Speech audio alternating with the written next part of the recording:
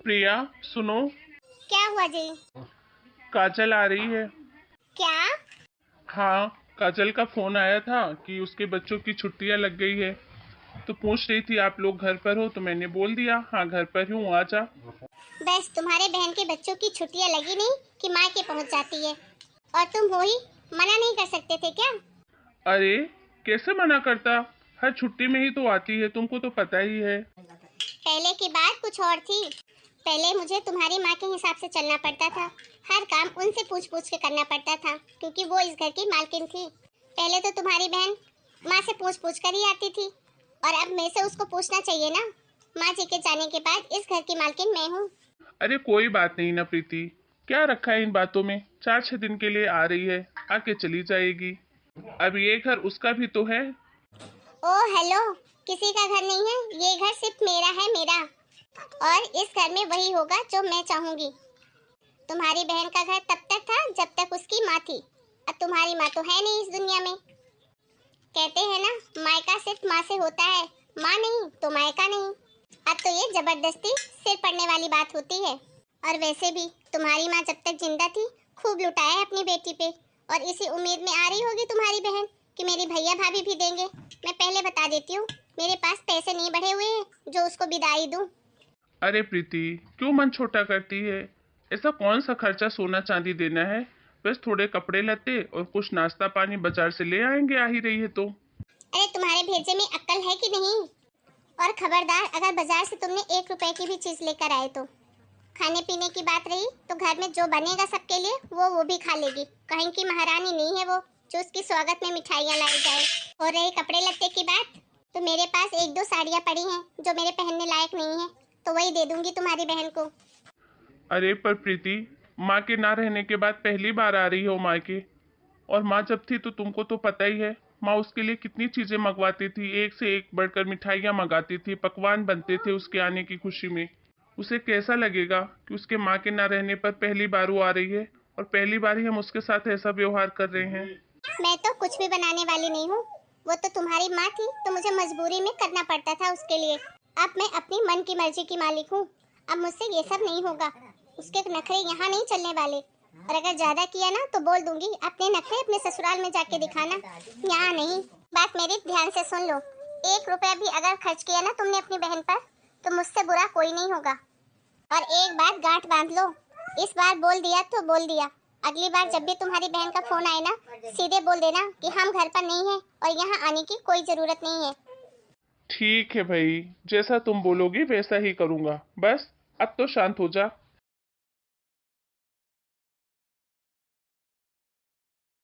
पहले सास थी, उसको सिर्फ अपनी बेटी दिखाई देती थी, उसके आने के लिए ये करो वो करो। और अब भाई है जो बहन बहन का ही गुणगान करता रहता है।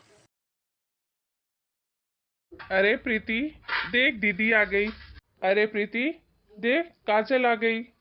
हाँ हाँ, मुझे भी दिखाई दे रहा है। आओ दीदी, बैठो। और भाभी, कैसे हो आप? अच्छी हूँ दीदी। और दीदी, आप बिना बताए ही आ गए।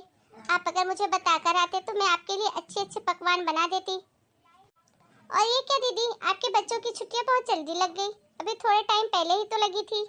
हाँ भाभी, मैं तो बच्चों की छुट्टियों का कब से इंतजार कर रही थी। इनकी छुट्टियां लगे और मैं अपने मायके जाऊं, अपनी माँ का घर जी भर के देखूं जहाँ मैं पली बड़ी हूँ। माँ तो नहीं रही इस दुनिया में, लेकिन माँ की यादें इसी घर में है। जितने दिन रहूंगी माँ की ही साड़ियाँ पहनूंगी, माँ के बिस्तर में सोऊंगी और माँ के होने का एहसास भी करूंगी भाभी। और आप ये क्या बोल रहे हो, नहीं बताया मैंने? मैंने तो भैया को बताया था। क्यों भैया? अरे दीदी, आप तो जानते ही हो अपने भाई को, कितने भुलक्कड़ हैं ये, बताया ही नहीं मुझे। अगली बार जब भी आना ना, मुझे फोन कर लेना। ठीक है भाभी। और भैया, कैसा चल रहा है आपका काम? माँ ने बताया था आपके बिजनेस में कुछ घाटा चल रहा है। अब सब ठीक है ना? भैया, पहले तो माँ सारी चीजें बता देती थी, घर में जो भी दुख परेशानी आती थी। लेकिन आप मुझे पराया मत कर देना भैया, मैं हूँ आपके लिए। आप मुझसे अपने दिल की बातें शेयर कर सकते हो।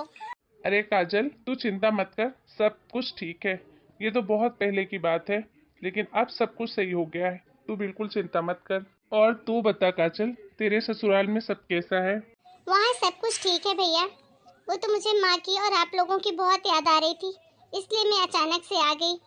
ज्यादा नहीं रुकूंगी भैया, कल सुबह ही चली जाऊंगी मैं। क्या दीदी, आप कल ही चले जाओगे? एक दिन ही रुकोगे यहाँ? हाँ भाभी, घर में भी बहुत सारा काम रहता है और मेरी भी नंदे आने वाली हैं। मैं तो आप लोगों के लिए अचार और पापड़ लेकर आई थी। अरे काजल, अचार और पापड़ तू कैसे लेके आई? अचार पापड़ तो हमेशा मम्मी बनाती थी और तू भी यहीं से लेकर जाती थी। हाँ भैया, लेकिन जब मैं पिछली बार आई थी ना माँ के गुजरने से पहले, तब शायद भगवान जी ने माँ को बता दिया था कि अब वो ज्यादा दिन हमें अपने हाथ का अचार पापड़ नहीं खिला पाएंगी। तभी मम्मी अचार पापड़ बना रही थी और मैंने बोला मम्मी को, क्या मम्मी तबीयत नहीं चलती फिर भी ये सब करती रहती हो? तब मम्मी ने बोला था कि आपको मम्मी के हाथ का अचार और भाभी आपको मम्मी के हाथ के पापड़ बहुत अच्छे लगते हैं। और तभी मुझे बोली, बेटा तू सीख ले, क्या पता कल को मैं रहूं या ना रहूं, लेकिन तू अपने भैया को और अपनी भाभी को मेरे हाथ के बने हुए अचार पापड़ बना के जरूर खिलाना। और तभी मैंने मम्मी से सीखा था ये सब, इसीलिए आप दोनों के लिए बनाकर लाई हूँ भैया। इस बात पे तो मैंने मम्मी को डांटा भी था कि मम्मी क्यों उल्टा सीधा बोलते हो, आपको कुछ नहीं होगा। पर मम्मी ने बोला था, बेटा अमर तो कोई भी नहीं है, एक न एक दिन तो सबको ही जाना ही है। भैया अब मेरे हाथों में मम्मी के हाथों का स्वाद तो नहीं है, लेकिन मैंने पूरी कोशिश करी है कि मम्मी के जैसे अचार पापड़ आप लोगों को बनाकर दे सकूं। मम्मी ने मुझे बोला था कि जब मैं इस दुनिया में नहीं रहूं तो तेरे भैया और भाभी को मेरे हाथ के जैसे अचार पापड़ बना के जरूर खिलाना। सच में काजल, आज तूने माँ की यादों को ही ताजा कर दिया। तू बिल्कुल चिंता मत कर बहन, ये तेरा घर है और इस घर में तुझे अपनी माँ की कमी कभी नहीं महसूस होगी। दीदी चुप हो जाओ, मत रो, मैं हूँ ना।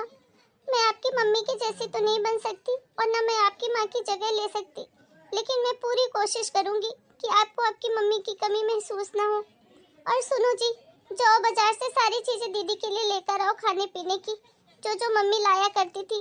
और हाँ दीदी, मैं भी आपके लिए वो सब चीजें बनाऊंगी जो मम्मी जी बनवाया करती थी आपके लिए।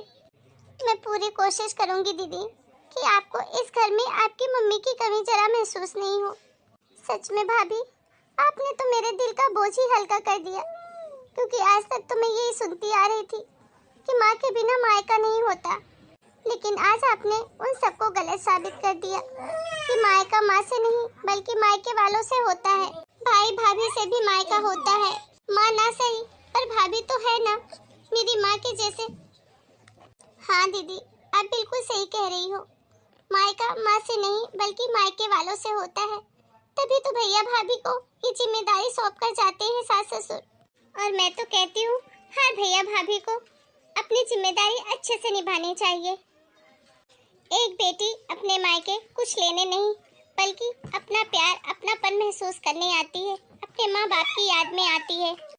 और हर भाई भाभीियों का फर्ज है कि उसे वो प्यार से रखे और उसे उसकी याद के साथ रखे, कभी भी उसका मन कड़वा ना हो मायके से अपने।